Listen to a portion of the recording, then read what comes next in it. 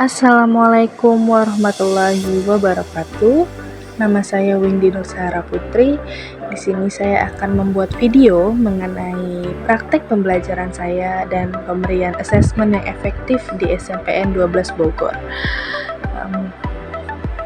Pertama-tama saya akan memberikan salam dan sapa kepada peserta didik, melakukan doa, dan melakukan attendance list atau memanggil satu-satu siswa yang ada di kelas. Lalu selanjutnya saya memberikan asesmen diagnostik non-kognitif dengan menanyakan kabar mereka dan perasaan mereka pada hari ini sebelum memulai pembelajaran. Dan saya memberikan selembar kertas yang berisikan kolom sebelum dan sesudah pembelajaran, dan peserta didik diminta untuk menuliskan emoji sesuai dengan perasaannya, dan di situ juga terdapat kolom untuk menjawab soal post-test nanti. Setelah peserta didik menjawab, lalu peserta didik diminta untuk menempelkan nama tersebut di punggung mereka, sehingga teman-teman saya sebagai observer dapat melihat nama mereka melalui name tag yang sudah saya berikan. Kegiatan selanjutnya saya memberikan penjelasan mengenai tujuan pembelajaran yang akan dilakukan pada pembelajaran hari ini. Di sini ada kesalahan penulisan, seharusnya learning objective. Kegiatan pertama saya memberikan pertanyaan pemantik dengan memberikan gambar sapi dan kambing. Peserta didik diminta untuk mencari perbedaannya, lalu gambar nusa dan rara.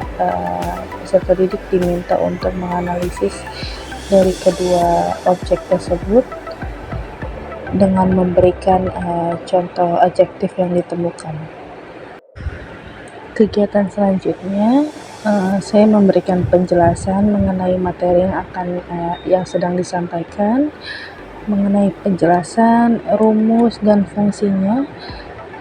Dikarenakan kurikulum yang digunakan pada SMPN 12 belum menggunakan kurikulum Merdeka, jadi penjelasan mengenai materi itu disampaikan di awal kegiatan pembelajaran. Ini ada beberapa contoh ketika saya memberikan penjelasan mengenai materi comparative degree. Saya menuliskan kembali di papan tulis agar ketika slide sudah diganti dan peserta didik diminta untuk menganalisis gambar yang ada di slide, peserta didik masih dapat melihat rumus yang sudah dituliskan di papan tulis. Setelah peserta didik diberikan waktu untuk menulis, peserta didik selanjutnya diminta untuk menganalisis gambar.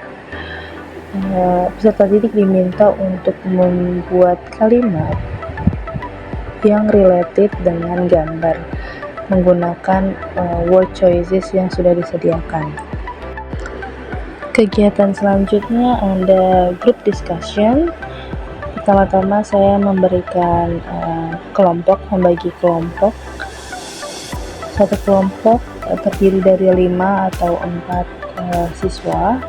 Lalu saya memberikan arahan untuk duduk sesuai dengan pada gambar. Jadi untuk warna pink itu untuk wanita dan yang biru untuk laki-laki. Ini ada beberapa contoh foto ketika peserta didik sudah duduk sesuai dengan apa yang sudah diarahkan. Selanjutnya, kegiatan kelompok pertama itu peserta didik diminta untuk menjawab pertanyaan pada aplikasi Quizizz. Satu kelompok hanya boleh 1 HP. Lalu ini ada contoh soal yang diberikan dan ada beberapa dokumentasi ketika peserta didik sedang menjawab Quizizz yang sedang dilakukan. Terlihat semua anak terlibat dalam kegiatan tersebut, lalu sangat tertarik dan sangat berkolaborasi untuk menjawab pertanyaan yang ada. Dan selanjutnya saya memberikan sebuah reward untuk peserta didik yang bisa menjawab dengan skor tertinggi. Kegiatan kelompok selanjutnya, peserta didik diminta untuk membuat kalimat berdasarkan gambar yang sudah diberikan oleh guru pada slide. Lalu ini ada beberapa contoh foto ketika kegiatan sedang berlangsung, dan ini adalah jawaban dari kalimat yang seharusnya sudah dapat dibuat. Kegiatan kelompok selanjutnya, peserta didik diminta untuk melakukan observasi kelas. Satu peserta didik diminta untuk membuat satu kalimat, jadi di tiap kelompoknya memiliki 5 atau 4 kalimat dari observasi yang sudah mereka dapatkan. Peserta didik diminta untuk menuliskan namanya pada kalimat yang sudah ia buat. Jadi di ujung kalimatnya ditulis nama peserta didik sebagai bukti bahwa itu adalah kalimat atau hasil observasi yang sudah dilakukan. Setelah melakukan observasi, peserta didik diminta untuk perwakilan kelompoknya maju ke depan kelas dan membacakan hasil observasi yang sudah mereka dapatkan. Kegiatan akhirnya, peserta didik diminta untuk menjawab soal post-test atau evaluasi dengan menjawab soal true or false, dan menuliskan jawabannya pada name tag yang sudah diberikan yang sedang ditempel di punggungnya, lalu diberikan kepada guru.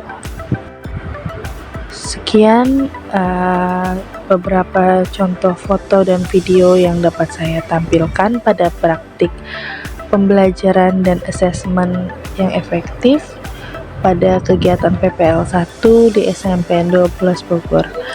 Mohon maaf apabila ada kata-kata yang salah dan terbatasnya foto dan video yang ditampilkan. Terima kasih. Wassalamualaikum warahmatullahi wabarakatuh.